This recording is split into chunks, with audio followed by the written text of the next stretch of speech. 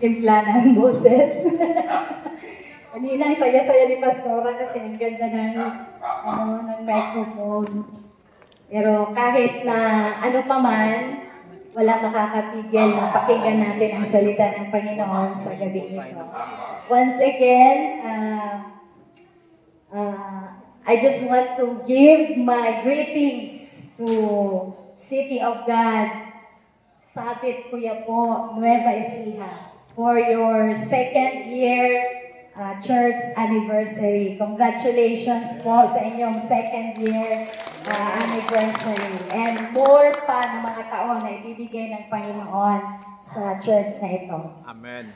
Congratulations, Bishop June, sa ating mga pastors at sa lahat ng mga members po na City of God, Sabit Kuya po. Praise God. So, I think ready na yung ating PowerPoint.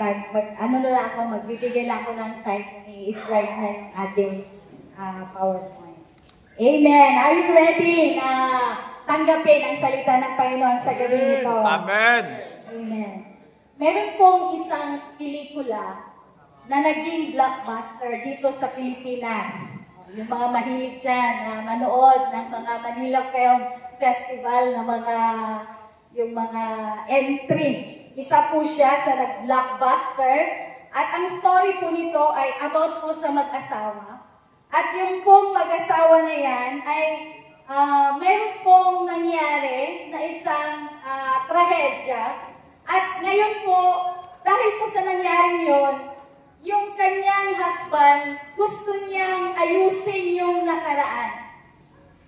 Pero, sa pag-aayos na ng nakaraan na nangyari, mga kapatid, may malaki pong risk na dapat niyang gawin. Kasi po, magiging kapalit ang kanyang buhay. Sa halip na ang kanyang asawa ang mamamatay, ang lalaki ang aako sa kamatayan. At ang title po ng pelikulang yon ay, may nakakalam ba? Rewind. Sige po, tignan natin, di ba? Okay.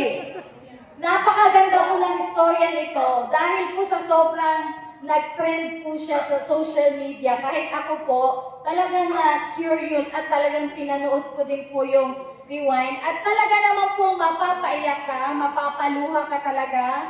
As in, ang ganda-ganda po ng istorya. Pero kahit gano'n po kaganda ang istorya na ito, sa totoo lang po, sa ating pong totoong buhay, wala po talagang tinatawag na rewind. Wala po talagang tinatawag nating replay sa totoong buhay po. Sana lang, no? May pagkakataon tayo na maibalik ang nakaraan para ayusin ang dapat ayusin. Pero ang totoo po ay wala po talagang replay.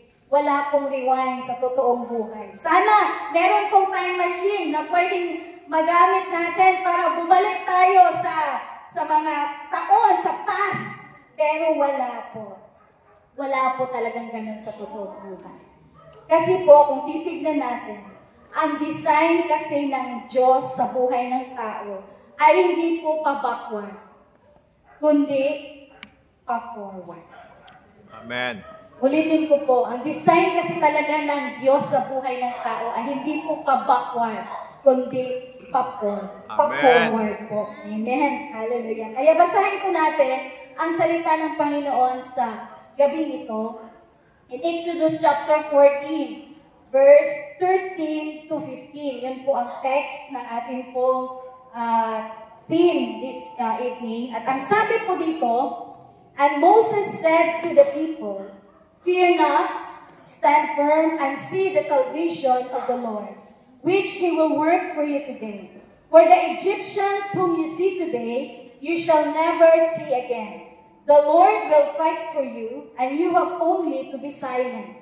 The Lord said to Moses, why do you cry to me? Tell the people of Israel to go forward. Pakisabi po, go forward. Go forward. The Lord bless the reading of His Word sa gabing ito. Ang tema po natin, nandito na po sa harapan, padayon Sabi ni Pastor Jude kanina, ito po ay isang Bisaya word. Salamat naman kasi kahit kami po taga Mindanao, hindi kami na out of place kasi sa tema ninyo na padayon ay hindi kami na out of place. Nandito yung Bisaya word na dala-dala din namin galing Mindanao. Amen? Padayon. Ang ibig sabihin po, keep going. Magpatuloy. Move forward. Go forward. At another po na way sa amin po sa Mindanao, sa amin po sa mga Bisaya, another way po na sabihin namin yung padayon is yung dasig lang. Pwede mo ba sabihin nyo sa katabi nyo, dasig lang?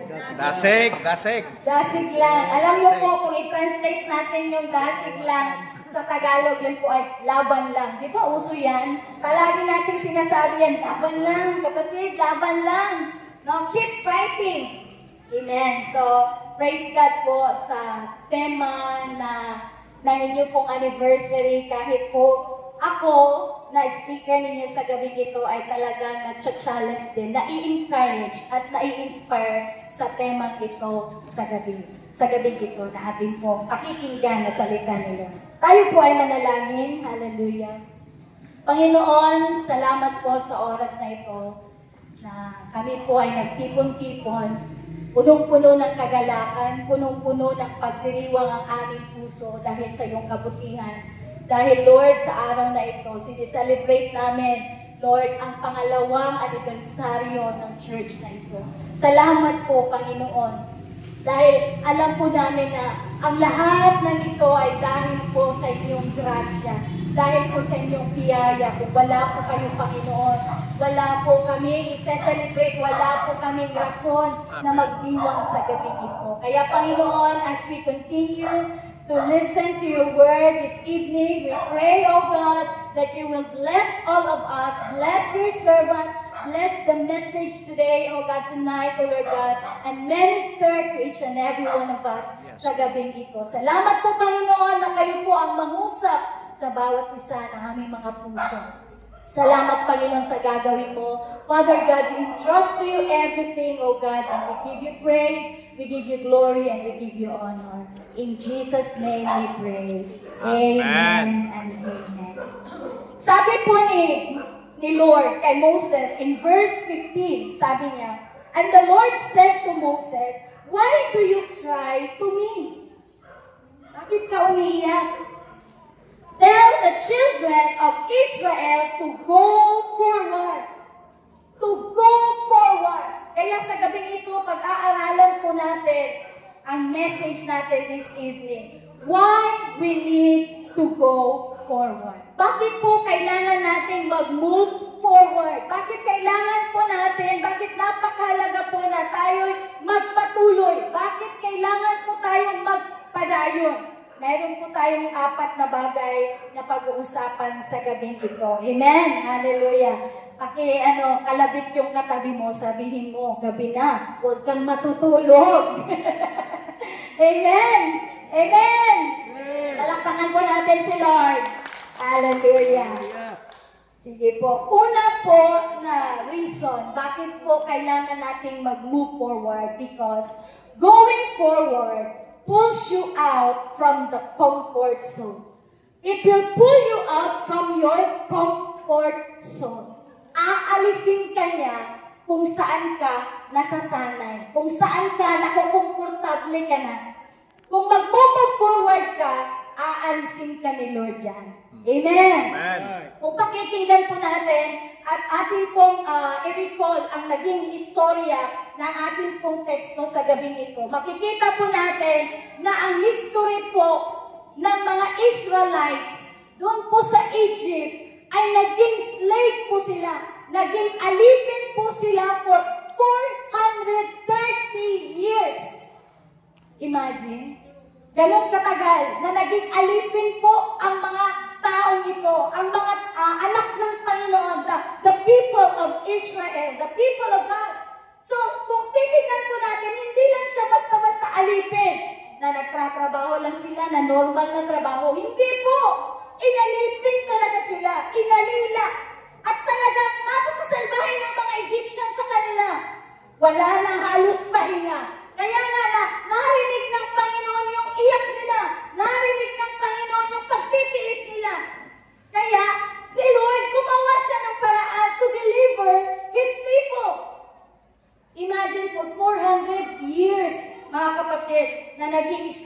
sila.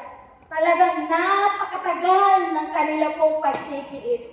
Kaya po makikita natin na at that time, dahil narinig ni Lord yung iyak ng mga anak niya, gumawa siya ng paraan at narito si Moses, ginamit niya na instrument to deliver his people. At hindi basta-basta nakalabas ang mga Israelites in Egypt. Talagang madami pa pong ginawa ang Panginoon at pinakita niya kung gaano siya kakapangyarihan. Para mapaniwala si Pharaoh at para to let the people of God go. To let his people na makaalis sa Egypt. So makita natin, nagkaroon pa ng 10 salot, mga kapahamakan na ikinadala ang Panginoon para lang at the last plague, doon na po talaga, wala na. Surrender po si Pharaoh at ito, rinilis niya po yung mga people ng Israel. At ito na nga, finally, sa wakas, nakalabas na sila. Pero mga kapatid, hindi na kontento po si Pharaoh. Dahil na nakalabas na sila, sinundan pa rin sila. At dito po sa passage natin in Exodus chapter 14, ang eksena po na makikita natin dyan is, dito sa harapan nila ay ang dagat, the Red Sea. Both sides po ng kanilang location ay mga bundok. At sa likuran nila ay yun pong 600 armies, chariots of Egyptian armies na humahabol po sa kanila. At sabi po ng word ni Lord, hindi lang po ito basta-basta mga chariots na mga warriors. Ito po yung mga magagaling na mga warriors ng Egypt, humahabol po sa kanila. At nakikita po natin ang eksena o ang situation po nila at this very moment na talaga naman po, wala na po silang papupuntahan. Para na po silang na-trap. Na-trap po sila. Kasi lahat, wala po sila talaga papupuntahan. Pero makikita natin, nung ganun na ang naging sitwasyon, ito pong mga Israelites, they began to cry and then pinagbuntungan nila ng sisi po si Moses. At ang sabi po nila sa verse 12, basahin po natin dyan, ang sabi nila, is not this what we said to you in Egypt? Sa Egypt pa lang, sinasabi na nila kay Moses. Sabi nila, leave us alone, that we may serve the Egyptians. For it would have been better for us to serve the Egyptians than to die in the wilderness. So makikita natin na dito, sinasabi na ng mga people of Israel, sabi nila, doon pa sa Egypt, di ba sinabi na namin sa iyo, Moses, huwag mo na kaming pakialaman. Kasi mas maganda pa sa amin, mas mabuti pa sa amin na doon na lang kami magpapaalipin sa mga Egyptian kaysa dito sa wilderness kami mamamatay. So nakikita niyo po ba ang mindset ng mga Israelites? Yung mindset nila, mga kapatid, ay talagang nasanay na lang sila. Nasanay na sila na ganun na lang. Imagine 400 years. Sanay na sila na alipin na lang talaga kami. Hanggang sa kamatayan namin, alipin na lang talaga kami. Talaga po naging komportable na lang sila sa kanila pong sitwasyon. At talaga naman pong sinasabi na lang nila, okay na po. Okay na itong ganitong sitwasyon. Survival mode. Nakakasurvive naman kahit pa paano. Minaster na po nila yung kanilang kalagayan. Wala na po silang naging desire na makaahon at wala na silang desire na maranasan man lang din ang masarap din na buhay na hindi inaalipin. So makikita po natin na kung tayo po ay mag-i-stay sa ating pong comfort zone, mga kapatid, wala po tayong matututunan. Amen. Kung tayo po ay mag-i-stay sa ating comfort zone, walang growth. Wala pong improvement. Walang progreso. Minsan sinasabi natin, pwede na to. Okay na to. Pero mga kapatid, hindi pwede. Ang pwede na. Bakit po? Because going forward is the better option.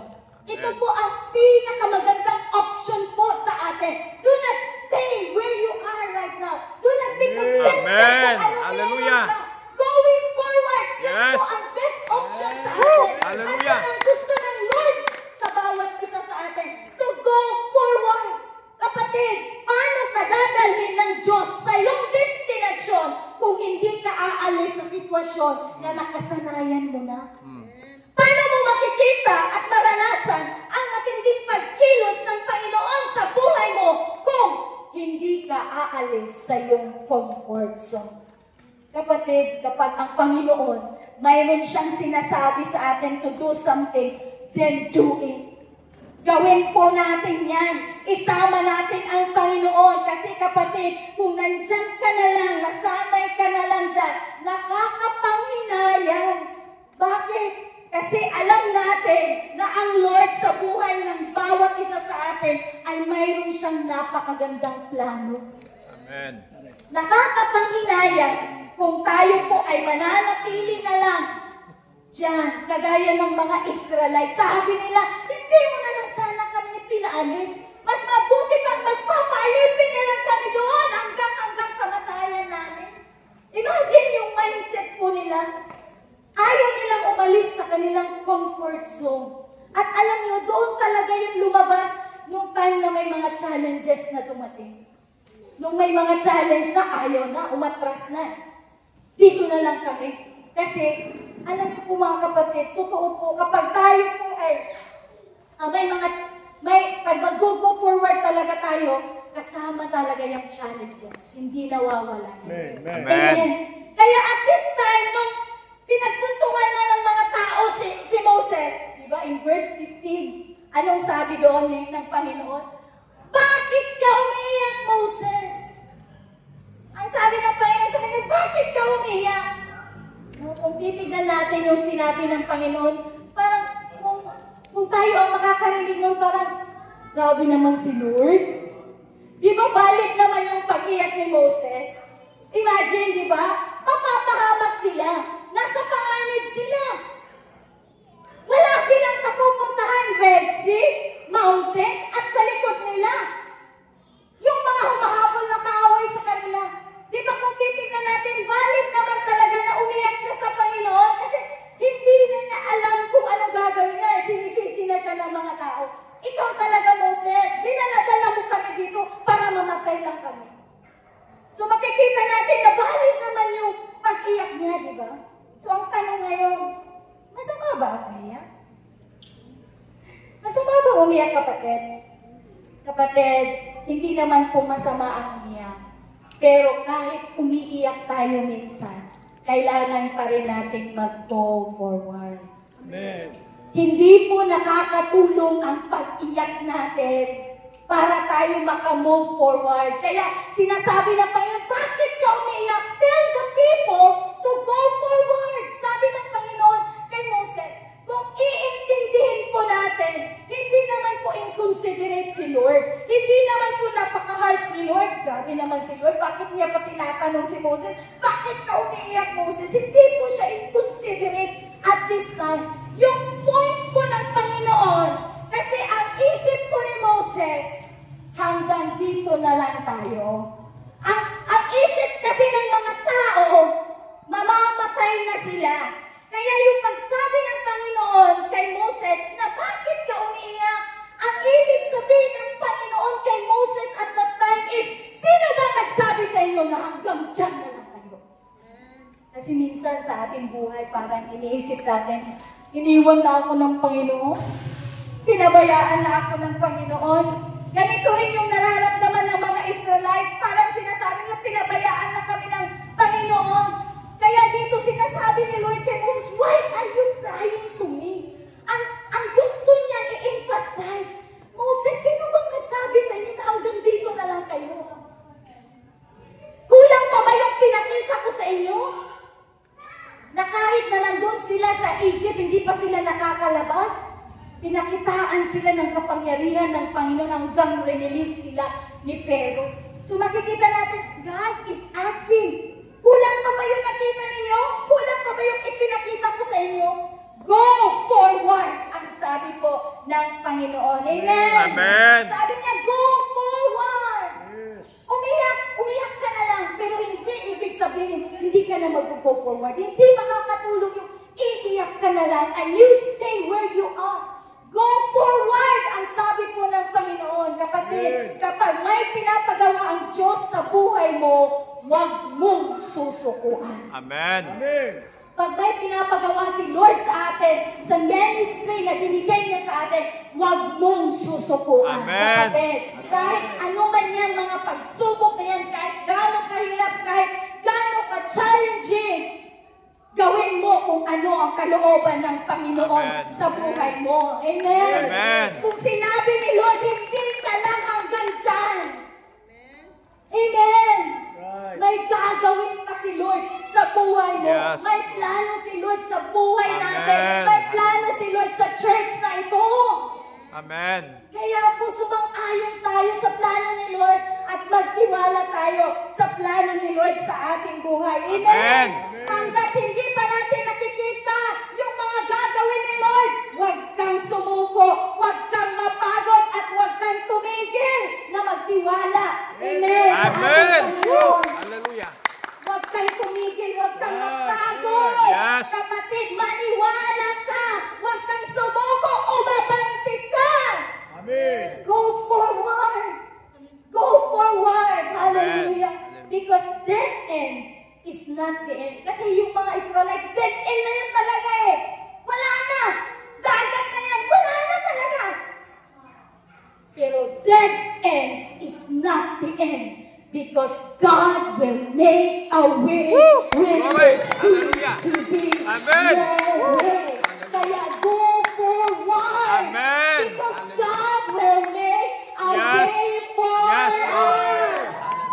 Hallelujah. At alam niyo po ba na kapag trap na tayo, dyan po naghihimala ang ating Panginoon Amen. sa ating buhay. Amen. Hallelujah. Amen. Sabihin mo sa katabi mo sa gabing ito, hindi pa tapos si Lord sa Hindi buhay pa mo. tapos si Lord sa buhay mo. Hallelujah. Pangalawa po, bakit napakalaga na we will go forward? Hindi lang po na tayo ay aalisin ni Lord sa comfort zone natin. Pangalawa po, going forward and change you from painful past. Ang pag-go forward po, yan po ang magtatanggal ng mga chains. Ano po yun sa Tagalog? Hindi ko na alam. Yung mga kadena, yung mga nakagapos po sa atin. Yun po ang magtatanggal sa lahat ng mga nakagapos na mga painful past sa buhay natin. Right. Kagaya po ng mga Israelites, napakadaming yung mga napakasakit na mga karanasan nila. Napakadami po yung mga sitwasyon nila na pangit talaga na nangyari sa Egypt. At yun ang gusto ni Lord, that they will go forward because yun ang magpapalaya sa kanila sa mga painful past nila. Amen. At ganyan po sa bawat isa din po sa atin. Yung pag-move forward natin, kung mag-move on tayo, kapatid, ito magpapalaya sa atin sa mga painful past. Amen. Alam ko po lahat tayo may mga past sa buhay natin. At minsan yun ay mga painful. Yun po ay napaka-traumatic. Pero gusto ng Diyos na palayain tayo sa masakit na kahapon. Gusto ng Diyos na palayain tayo sa pangit na nakaraan. Because freedom is God's will for us. Amen. Hallelujah. Freedom is much better than slavery. Yes. Ayaw na ni Lord na tayo po'y maalipin lahat ng mga sama ng loob na yan. Maalipin tayo sa lahat ng mga pangit na nakaraan na yan. Sa mga masasakit na nakaraan na yan. Ayaw ni Lord na maalipin tayo. Because gusto niya, we will move forward. Kasi gusto niyang mapalaya tayo. Amen. Hallelujah. Freedom is God's will para sa bawat isa sa atin. At dahil po, yung mga Israelites, dahil po sila po ay umalis sa kanilang comfort zone. At sila po ay natanggalan ng lahat ng mga nakagapos po sa kanila na masasakit na nakaraan nila. Then, makikita po natin ang number 3 na point natin ngayon. going forward releases you to your future. Amen. Amen. Amen. Kapag nag-move forward ka, umalis ka sa comfort zone mo, napalaya ka sa lahat ng masasakit na nakaraan, then you are heading forward to your destination na inihanda ng Panginoon sa Amen. buhay mo. Hallelujah. Hallelujah! Hallelujah!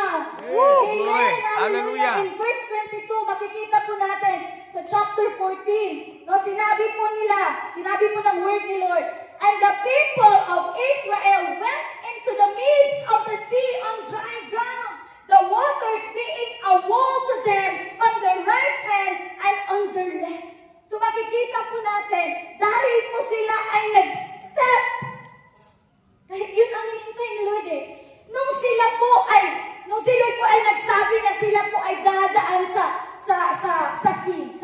dagat, hindi pa po nagbukas yun until na sila nag-decide to step forward. Amen. Amen. Hinihintay talaga ni Lord yung pag-step natin by faith sa ating buhay. So makikita natin dahil po sila po ay umalis sa kanilang comfort zone, sila po ay natanggal po yung mga gumagapos sa kanilang nakaraan. Now, they are heading forward. Dumaan po sila sa dagat na talagang dinivide ng Panginoon. Wow! At napakatindi ng Panginoon natin, kapatid. Alam niyo po ba, hindi lang basta-basta na-divide yung dagat. Ang sabi po ng salita ng Panginoon, it was a dry ground. Wow! Wow! Dagat yun eh! Pero talagang tuyong-tuyo! Ganyan katindi pag ang Panginoon po natin ang kumilos po sa ating buhay. Amen? Amen. Kapatid, kapag umabanti ka, kapag magpadayon ka, mga kapatid, may mga challenges, may mga obstacles, may pagdaraanan. Hello? Kasi ang buhay natin, hindi po nakadesign na puro maganda lang ang nangyayari sa buhay natin. Ito po talaga ang totoo. Kapag umaabante ka, meron at meron talagang obstacles along the way. Meron talaga, kapatid, challenge along the way. Pero kapatid, huwag mong hayaan na tatalunin ka ng mga challenges na yan. Amen. Huwag mong hayaan na madidefeat ka, kapatid, sa mga hamon na dumarating sa buhay mo. Kung hindi, i-overcome natin ang every obstacles na darating sa ating buhay. Kapag tayo po ay nag-go forward, kailangan po yan, requires talaga na i-conquer natin ang mga obstacles. Kapag gusto natin mag-go forward, kung gusto natin magpadayon, kapatid, lahat ng mga hindrances na yan, kailangan mapagtagumpayan natin. Kailangan i-conquer natin. Huwag mong hayaan na tatalunin ka ng mga obstacles na yan. Requirements talaga yan pag ikaw ang nag-go forward. If we go forward, require talaga yan, kapatid, na lahat po, na hindi lang po yung mga obstacles, kundi lahat ng mga challenges ay atin po ma-conquer po. Kailangan po, yes, okay, slide na. Going forward to your future requires completing your challenge. Dapat makompleto mo yung lahat ng challenge. Alam niyo po ba na hindi lang Red Sea ang hinarap ng Israelites? Ang dami-dami pa nilang mga hamon. Ang dami pang challenges na hinarap nila. No? Makikita natin, no? Jordan River, Wall of Jericho. Ang dami nilang pinagdaanan. Yung pinaka-matindi talaga, yung papunta na sila sa land of Canaan, na di ba nagpadala si Moses ng mga espiya? Nung bumalik sila, anong sabi ng 10 espiya? Moses, hindi natin kaya. Higante sila tayo, para lang tayong mga tipaklong. O imagine that? Pero lahat yun, lahat ng mga challenges na yun, hinarap talaga. Kaya naka-move forward po sila, mga kapatid. Amen. Si Joshua, si Caleb, sabi niya, no, kaya natin yan sa pamamagitan ng tulong ng Panginoon. Sila walang tutulong sa kanila, pero sa atin, tutulungan tayo ng Diyos sa Amen. ni Joshua. Kaya po sa pag-go forward po natin, kailangan kumpletuhin po natin lahat ng mga challenges. Huwag mong sukuan lahat yan. Huwag kang sumuko, kapatid. Amen? Amen. Umabante ka lang dahil Amen. kaya ni Lord tatumbahin lahat ng yan sa harapan mo kapag aabante ka lang. Amen. Glory to Hallelujah. God. Hallelujah. Lastly po, going forward displays the glory of God. Amen. Napaka-importante po na tayo ay umabante. Napaka-importante po na tayong magpadayon. Kasi po, dyan sa pagpapadayon natin, na-display, na ipapakita, mga kapatid, ang kalwalhatian ng ating Panginoon. Hallelujah. Hallelujah. In verse 4 po ng chapter 14, sabi po dito ng Panginoon, and I will harden Pharaoh's heart, and he will pursue them, and I will get the glory over Pharaoh and all his host, and the Egyptians shall know that I am the Lord. Hallelujah. And in verse 17 and 18, sabi niya, I will harden the hearts of the Egyptians so that they shall go in after them, and I will get glory over Pharaoh and all his host, his chariots and his horsemen, and the Egyptians shall know that I am the Lord when I have gotten glory over Pharaoh, his chariots, and his horsemen. Amen. Hallelujah. Kapatid, sa ating pong pag-aabante, sa atong pagpadayon, sa ating pong pagpapadayon, marami pa po tayong makikitang gagawin ni Lord sa buhay natin. Kung tayo po'y magpapatuloy, marami pang ipapakita si Lord sa atin. Marami pang ipaparanas ang Panginoon sa atin. Sa paghakbang mo, kapatid, gagawa ang Diyos ng mga himala sa buhay mo. Sa paghakbang mo, dakilang gawa ng Panginoon maranasan mo sa buhay mo.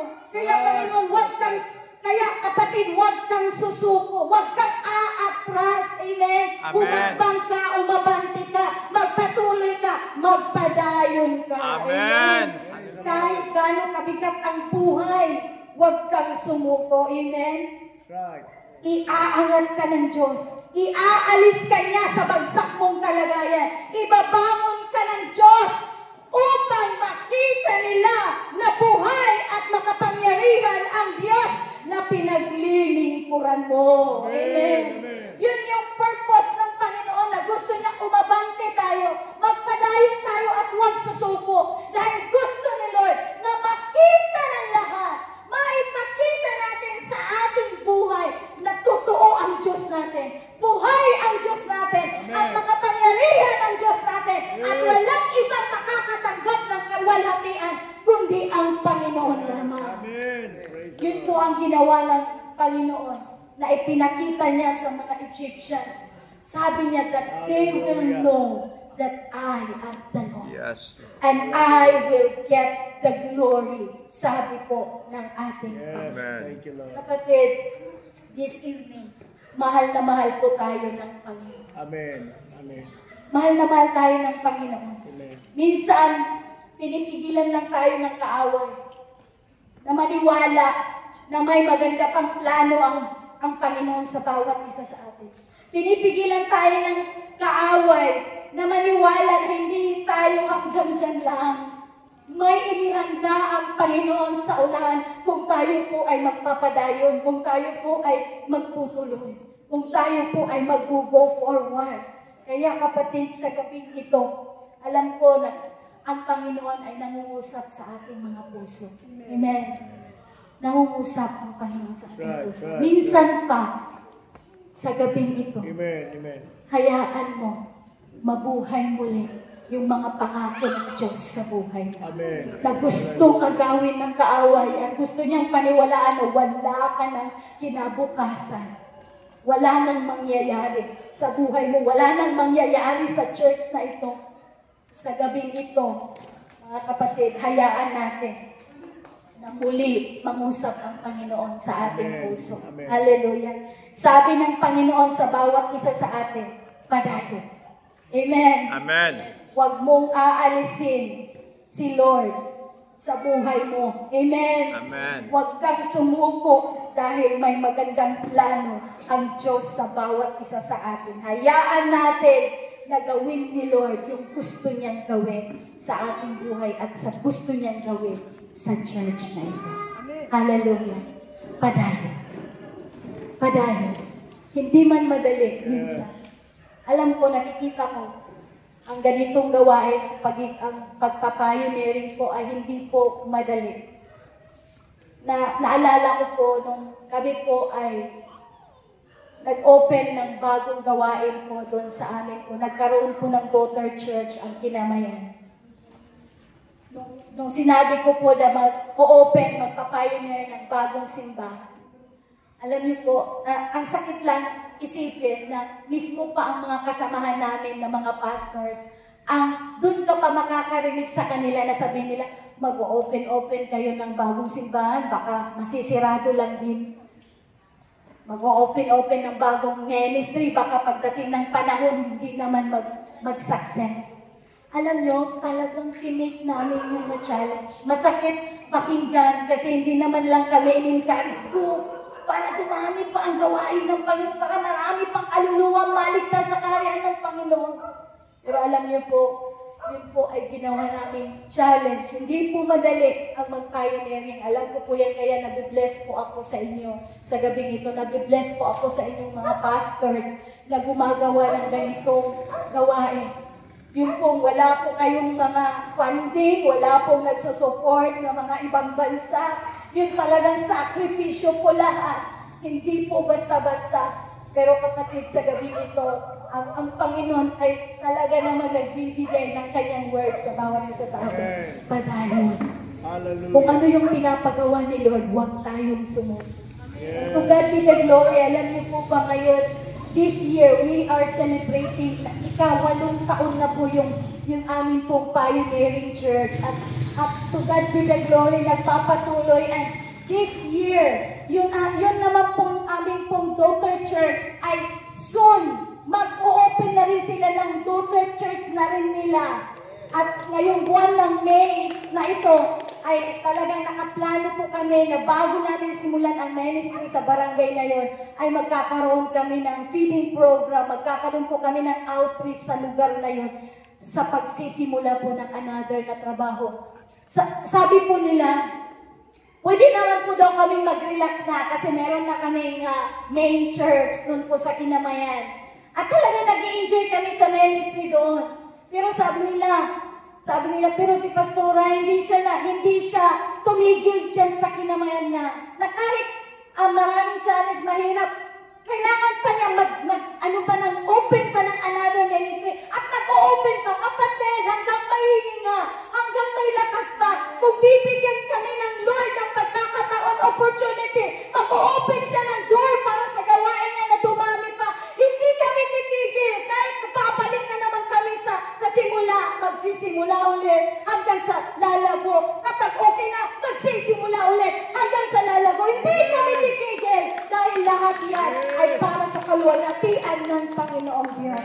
Kaya kapatid, huwag po tayong sumuko. Amen. Padayon. Amen. Pumabante lang po tayo. Hallelujah. Lahat po tayo tumayo sa gabi nito. Hallelujah. Pwede po ba na hawakan mo yung katabi mo? Hallelujah. Sabihin mo, kapatid, padayon. Amen. Hindi pa tapos si Lord. Marami pang gagawin si Lord sa buhay natin. Amen. Marami pang gagawin si Lord sa ministry na ito. Maniwala tayo, sumang-ayon tayo sa plano ng Panginoon. Kapatid, sabihin ko sa iyo sa gabi ito, maa-amaze ka talaga pag ipinakita ni Lord kung sino siya. Kapag ikaw ay nagpatuloy, kapag ikaw ay umabante, papakita ng Lord how great and how amazing He is sa ating buhay. Hallelujah. Let's meditate on the Word of God sa ating buhay. Sa bawat isa po sa ating sa gabi ito. Hallelujah. Sige kapatid, we will pray for one another. Magpalakasan tayo sa bawat isa sa atin. Amen. We will encourage one another to go forward. Magpalayo mo apat kita. Hallelujah. Hallelujah. Hallelujah. Hallelujah. Thank you, Lord. Salamat po, Panginoon, sa iyong mga salita sa gabi ito, Panginoon. Thank you, Lord. Lord. Thank you. Nakikita niyo po ang lahat ng struggles. Yes, God. Nakikita niyo po, Panginoon, ang lahat ng mga challenges, God. lahat ng mga battles na pinagdadaanan po ng bawat isa sa simbahan ito, Panginoon, kasama ng mga lingkod mo, hallelujah, sa lugar na ito, Panginoon, sa ministry na ito. Lahat po yan, Panginoon, nakikita mo, alam mo po yan lahat, Panginoon. Lahat ng mga panahon na sila po ay nahirapan, nasasaktan, umiiyak. Lord. Pero alam ko po, Panginoon, sinasabi mo sa kanila, Puso namin, Panginoon. sinasabi mo sa kanila, God. Kahinaan kami, Panginoon. Thank you, Lord. sino bang nagsabi hanggang dyan ka lang? Strength, oh God. Hindi ka hanggang dyan lang. Thank you, Lord Jesus. Dahil mas marami pa hinihanda ang Panginoon sa buhay mo, sa church, sa ministry na ito. Hallelujah. O Panginoon, kayo po ay makapangyarihan na Diyos. Patuloy po kayong kumilos, Lord God, sa buhay ng bawat isa. Patuloy po kayong kumilos, Panginoon, sa ministry na ito, sa simbahan ito. Lord God, ipakita mo, Panginoon, na buhay ang Diyos na pinaglilingkuran ng mga anak mo. Ipakita mo sa lugar na ito na buhay, Diyos ka na makapangyarihan sa lugar na ito. Lord, makapangyarihan ka sa buhay ng mga anak mo. Maluwalhati ka, Panginoon, maluwalhati ka. Kaya, Panginoon, alam ko, nakikita mo ang bawat puso ng bawat isa ngayon. Alam mo, Panginoon, kung gaano na sila nahihirapan at nasasaktan. At alam ko, Panginoon, hindi magkukulang ang biyaya mo. Alam ko, Panginoon, nariyan ka para palakasin sila. God, nariyan ka para patatagin sila. Para magpatuloy, O God, sa gawain na gusto mong ipagawa sa kanila. Hallelujah, hallelujah. Hallelujah, hallelujah, Lord. Bless, Lord God, this church, O Lord. Bless the ministry of this church. Bless, Lord God, their senior pastor, Pastor Jude, and all their pastoral staff, O God. Thank you, Lord. Thank you, Lord, na kayo po, Panginoon, ang patuloy na kumilos, Lord, sa buhay nila. Salamat, Lord, that you continue to encourage them, to inspire them, oh God, to empower them, to encourage them, to motivate them, Lord God, na magpadayon for the glory and for the honor of your name, Jesus. Hallelujah. Salamat po, Panginoon, sa iyong mga salita, sa gabi ko. Continue, Lord, to minister, O God, upon each and every one of us, and Lord, upon this church, O Lord God, ito po sa City of God, Sabbath po. Salamat po, Lord God, sa lahat ng ginawa mo at sa lahat pa na gagawin mo, Panginoon. Pinapasalamatan ka namin. Ikaw lamang ang itinataas namin. Ikaw lamang ang dinadakila namin. Ikaw lamang ang linuwalhati namin, Panginoon. We entrust to you everything. We give you glory. We give you honor, praise, and thanksgiving. In the mighty name of Jesus, we pray. Amen. Hallelujah.